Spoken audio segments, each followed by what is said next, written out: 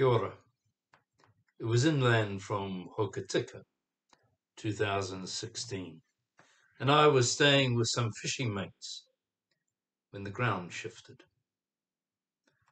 We were holed up in an old crib with an outside loo and an iron roof that rattled when the wind blew. The things one does to catch those wee translucent fish and fry them into fritters. Well, one night that iron roof rattled something wicked. The bed moved, the walls moved, and the light bulb swung. The ground had shifted. Yep, an earthquake. All my mates had lived in Christchurch when that city moved and changed forever. So there was no rolling over now and going back to sleep. They all got up with me in tow and talked till dawn, which was a way of processing the fact that one of the things that we consider predictable, reliable, and stable was now less so. It's hard to be rattled, but that's what happens when the ground shifts. In 2012, Thomas Kuhn, in his book, The Structure of Scientific Revolutions, popularized the phrase paradigm shift. This is a rare event in science and also religion that requires a major shift away from the well-traveled highway of what we've always known and considered normal. It's a transforming of how we view the world. And Kuhn somewhat shockingly added that it has little to do with logic or even evidence, and everything to do with cataclysmic insight and breakthrough. Our Christian and Jewish scriptures can appear to be a rule book. Follow the belief and behavior rules, and all will be well with you. You'll be favored, loved, saved. And that's certainly how some understand the Bible.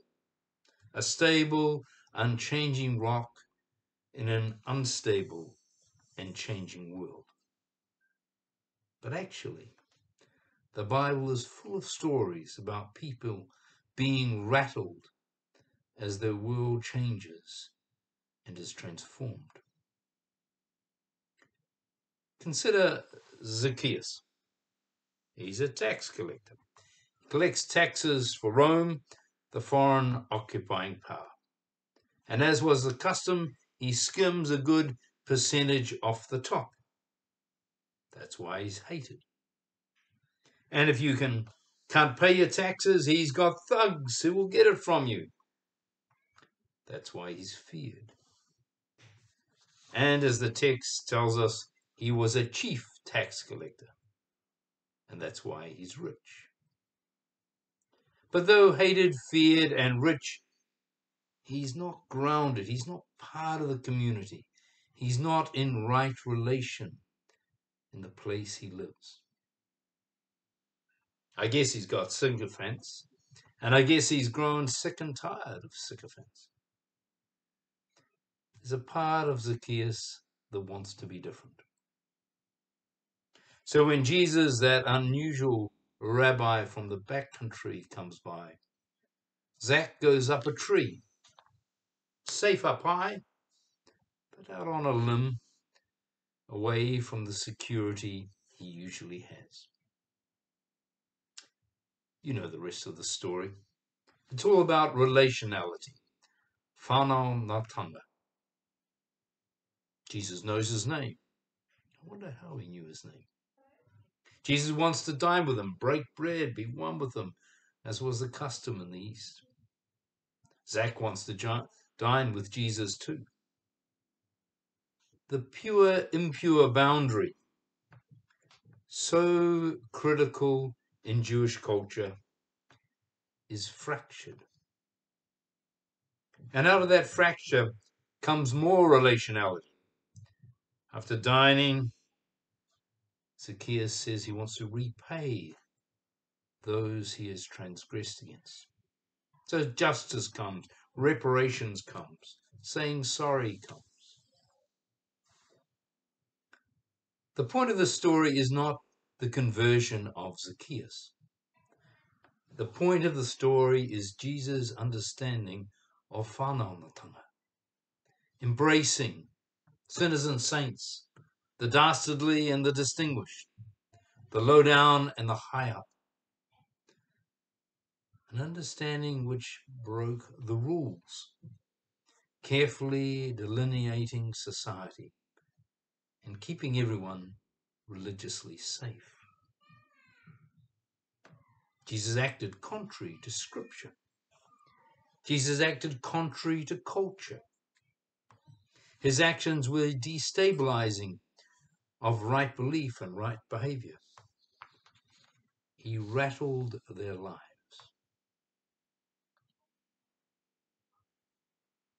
Consider Peter. 2 weeks ago we had a long reading from Acts 10 about Cornelius's conversion. Another rattling moment when the old rules, the way we'd always done things, was upended and sent a destabilizing tremor through the early Jesus movement.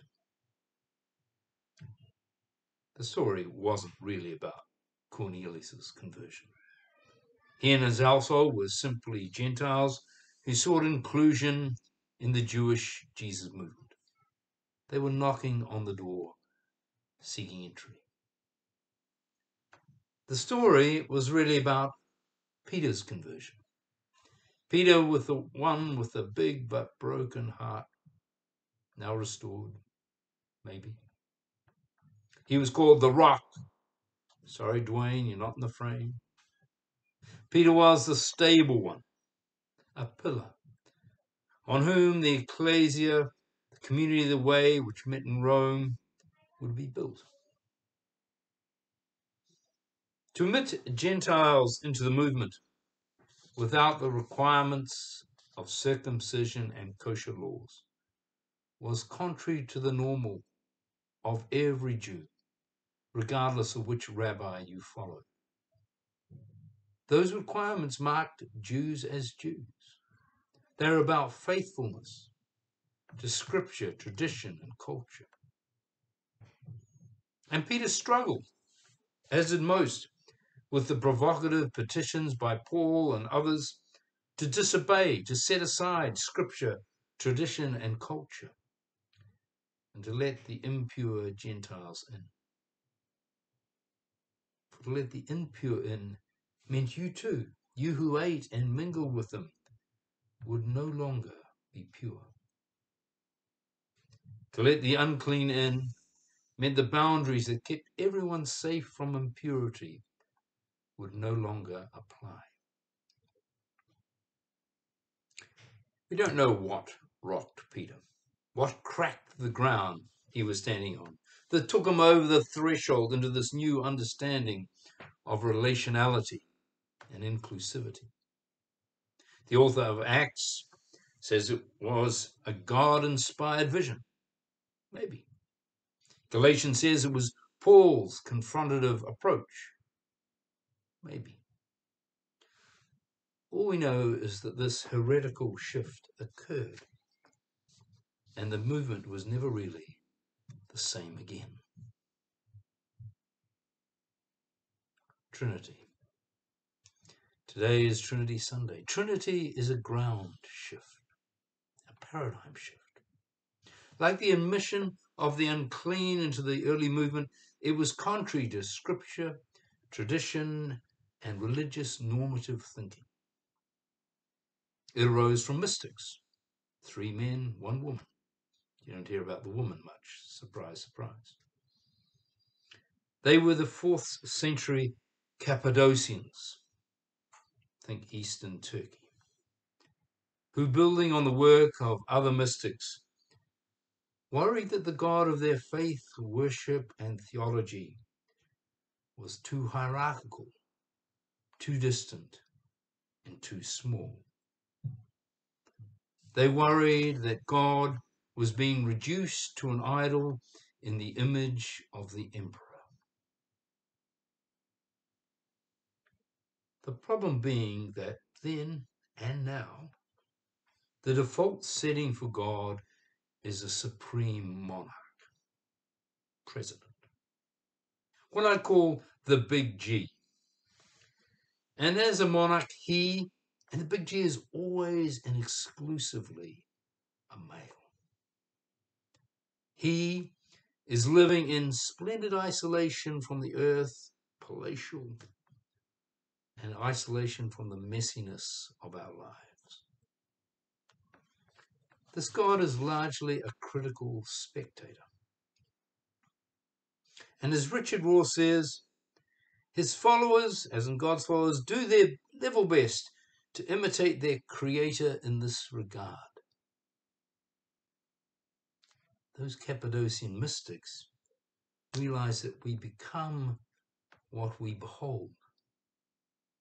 If God is a distant, hierarchical male who rewards obedience, then we build social, religious, and political systems that favor the advancement of distant, hierarchical men who like obedience.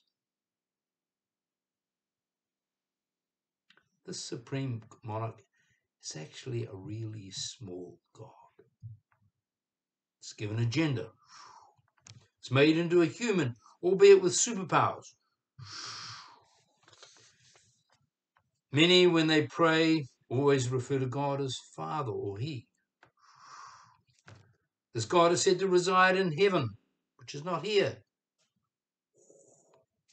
This God is said to come and go and send Jesus to come and go. It's getting small.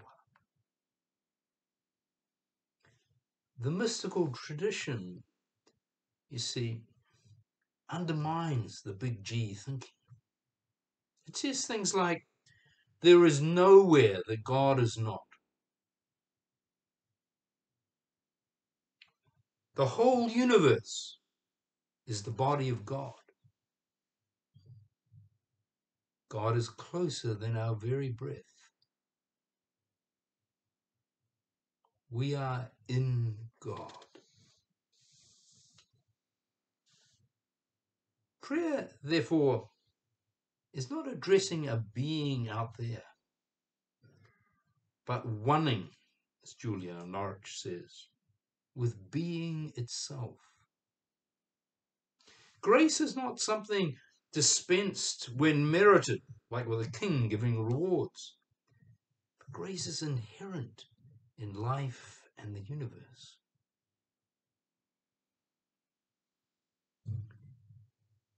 Trinity is a relational metaphor.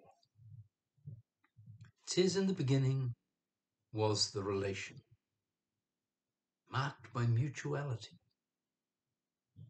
A dance, maybe. It doesn't say in the beginning there were three supreme beings. God is not a being or beings.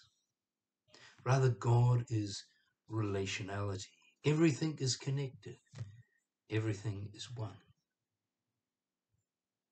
So God is a poem, the words of which are still being dreamed and written. God is a flow of life and love and well-being, flowering wherever there is life and love and well-being. God is a radical relatedness, not static, not bounded, a swirling circle without a perimeter. God is the song of the universe, which captures our hearts and is heard from our lips. And the metaphor of Trinity, I would suggest, was so seismically destabilizing, so disruptive, so destructive of the ideological foundations of supreme monarchy and similar systems of rule, that it was made into a nonsense, a three-headed God. And the normative power over others type of God just rolled on. except in certain places. Among the we, where the extraordinary and the ordinary were woven together. Consider the work of Esther de Waal, based on oral histories collected from Celtic women in the Highlands. Scotland, I'm talking about. These women sang the Trinity into their daily chores, when they dug the garden, when they washed the clothes, when they stirred the fire back into life in the mornings. Mundane, ordinary tasks into which they wove the song called Trinity, recognizing God not as other, but inner. All life being sacramental, God riddled. So the woman who kneels on the hard earth floor in her small little hut in the Outer Hebrides chants as she washes her face, the palmful of the God of life, the palmful of the Christ of love, the palmful of the Spirit of peace, triune of grace. Songs, memories, and habits become intertwined. Music, it's very evocative. So I imagined another song as she dug the garden, digging in Trinity, moving within, without, God and community, shifting soil about, and repeated as she dug through the morning. May we too learn the song called God. May we sing the song of the universe, which captures our hearts and is heard on our lips. May we know and feel the radical relatedness, the swirling circle with no perimeter.